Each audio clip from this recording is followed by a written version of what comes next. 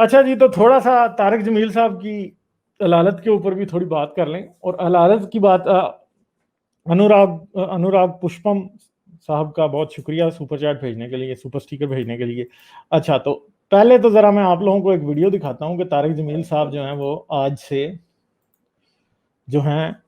سے کچھ 8-10 ماہ پہلے, مارچ یا اپریل کی, فروری یا مارچ کی بات ہے, جب کووڈ پاکستان میں نیا نیا آنا شروع ہوا تھا, تو طارق جمیل صاحب کا کیا کہنا تھا کووڈ کے بارے میں. تو وہ ذرا تھوڑا سا دیکھتے ہیں ہم لوگ, تاکہ پھر اس کے بعد جو ہے نا ہم بات کریں گے. تو یہ ہیں جی المعروف طارق جمیل صاحب, یہ کیا کہتے ہیں. وائرس پیدا ہوا ہے جو چائنا سے شروع ہوا, اس کو کورونا کہتے ہیں. وہ اتنی تیزی سے پھیلی ہے کہ چائنا کے ساتھ آمد و رفت بند ہو گئی ہے, کاروبار بند ہو گیا ہے, لیکن پھر بھی وہ پھیل گئی ہے. سعودی عرب نے عمرے بند کر دیے ہیں, کسی کو عمرے پر آنے کی اجازت نہیں ہے. پاکستان میں بھی اس کا خوف پھیلا ہوا ہے. تو ہمارے نبی فرمایا لا عدوى فی الاسلام. ایک تو ہمیں بنیاد بتائی کہ بیماری آتی ہے اللہ کی طرف سے, وہ لگتی نہیں, وہ اللہ لگاتا ہے تو لگتی. اسلام میں کوئی چھوت چھات کوئی نہیں ہے. لا عدوى فی الاسلام. دوسرا, زندگی موت اللہ کے ہاتھ. بیماریوں سے کوئی نہیں مرتا, اپنے ٹائم پہ لوگ ہوتے.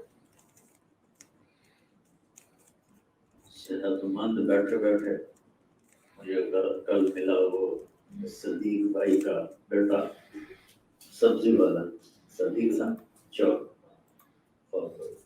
وہ بیٹھا ہوا باپ میرا خبریں دیکھ رہا تھا, اور ایک دم یوں ہوا تو ہم نے دیکھا تو مرا پڑا.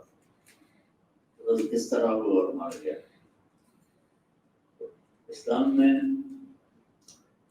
یقین اللہ پر ہے, لیکن سبب اختیار کرو. یہ یقین کہ اللہ کی طرف سے آتی ہے بیماری, چھوت سے نہیں آتی.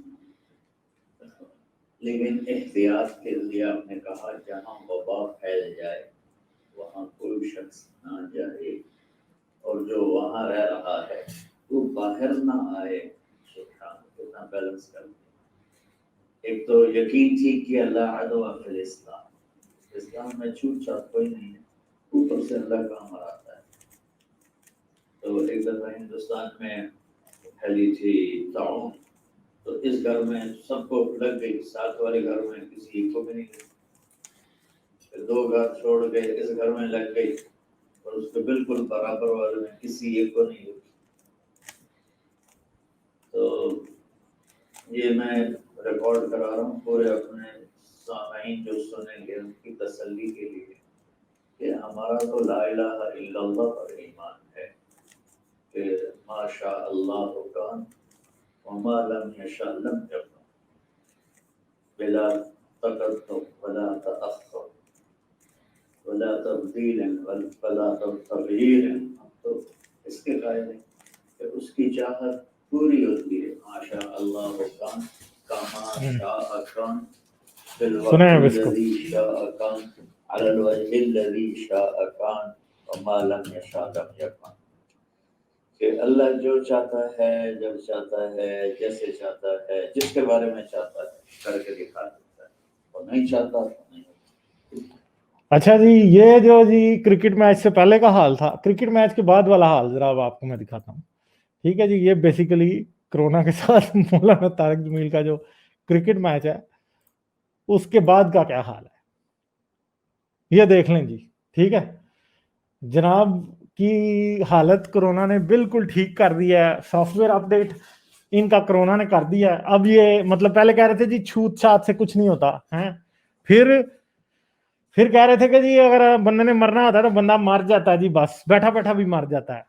تو جی اللہ کے ہاتھ میں ہے. بھائی اللہ کے ہاتھ میں ہے تو ہسپتال کیوں گئے ہو, داخل کیوں ہوئے ہو جا کے, ठीक है, क्यों दाखिल हुए हो? फिर अल्लाह की मर्जी होगी तो मर जाओगे, अल्लाह की मर्जी होगी जिंदगी तुम्हारी बाकी होगी तो बच जाओगे। फिर डॉक्टरों से जाके ये ड्रिपें लगवाने की और ये करने की क्या जरूरत है? और देखें कि मौलाना साहब की अकड़ अभी भी देखें यार, हॉस्पिटल में भी जब कोविड के मरीज होते हैं तो वो मास्क पहनते हैं ताकि दूसरों को ना करें इन्फेक्ट, क्योंकि डॉक्टर भी इंसान है, नर्सें भी इंसान है। तो मौलाना साहब ने मास्क वहां पे भी नहीं पहना।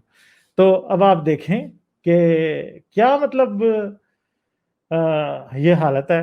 इनको समझना चाहिए ये क्या साइंस डिनायर है, बेसिकली ये साइंस डिनायर है मौलवी साहब। ठीक है, तो आई होप कि साइंस इनको बचा लेगी, क्योंकि मुझे ये तो पक्का यकीन है कि अल्लाह नहीं बचा सकता मगर साइंस बचा सकती है। डॉक्टर्स बचा सकते हैं, नर्सें बचा सकती हैं, वेस्टर्न मेडिसिन बचा सकती है। तिब्ब नबवी का कोई काम नहीं है, कोई हदीस, कोई कुरान, कुछ नहीं बचा सकता इस मौलवी को। इस मौलवी को बचाएगी तो काफिरों की बनाई हुई साइंस बचाएगी। तो इस वक्त इस मौलवी को साइंस का कलमा पढ़ना चाहिए, ला इलाहा इल्लल्लाह मोहम्मद रसूलुल्लाह को साइड पे रखे और ये साइंस का कलमा पढ़े। ये कहे साइंस ही अजीम है, साइंस ही सब कुछ करेगी, साइंस ही बचाएगी मुझे, और ये साइंस से बच के आएगा और बाहर आके डॉक्टरों का, नर्सों का शुक्रिया अदा करने के बजाय ये किसका शुक्रिया अदा करेगा? ये आके अल्लाह का शुक्रिया अदा करेगा।